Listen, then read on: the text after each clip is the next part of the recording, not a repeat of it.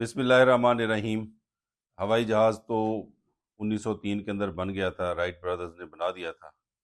और हम जानते हैं कि दुनिया के अंदर एयर फोर्स भी इस्तेमाल होती है। लेकिन आज हम जिस बारे में बात करेंगे वो है कि पहली दफ़ा हवाई जहाज़ जो हैं वो एयर फोर्स के लिए या बम्बार्डमेंट के लिए कब इस्तेमाल हुए।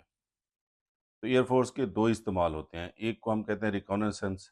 वो ये होता है कि दुश्मन के ऊपर नज़र रखना, ख़बर रखना और देखना कि वो कहाँ पर उनकी फ़ौजें मौजूद हैं और किस तरफ जा रही हैं और उनकी हर नक्ल व हरकत क्या है। इसको रिकॉनेसेंस कहते हैं। तो एक तो एयर फोर्स ये काम करती है और दूसरा मुखालिफ एयर फोर्स को रोकती है और दुश्मन के असासों को, फ़ौजों को निशाना बनाती है।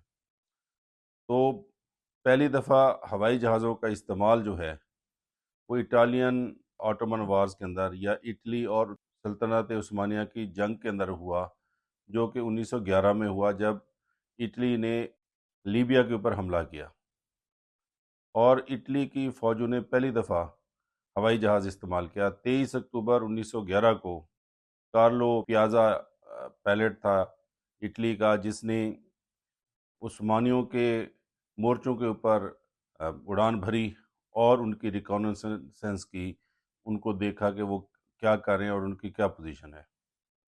जबकि एक हफ्ते बाद यकम नवंबर 1911 को एक दूसरे पायलट जूलियो गोवाटी ने तुर्की अफवाज के ऊपर या तुर्क अफवाज के ऊपर 4 ग्रेनेड गिराए अपने जहाज़ के ऊपर से। और ये ग्रेनेड जो थे वो लीबिया के अंदर उस्मानी अफवाज के ऊपर गिराए गए। तो इस तरह तारीख के अंदर 23 अक्टूबर 1911 को पहली जहाज़ ने दुश्मन के फ़ौजों की नक्लो हरमत देखने के लिए, मूवमेंट देखने के लिए परवाज़ की, यानी रिकॉनेसेंस की। और एक हफ्ते के बाद एक दूसरे जहाज़ ने दुश्मन के मोर्चों के ऊपर, दुश्मन के ठिकानों के ऊपर 4 ग्रेनेड गिराए, जो कि 2 मकामात पे थे। Thank you very much.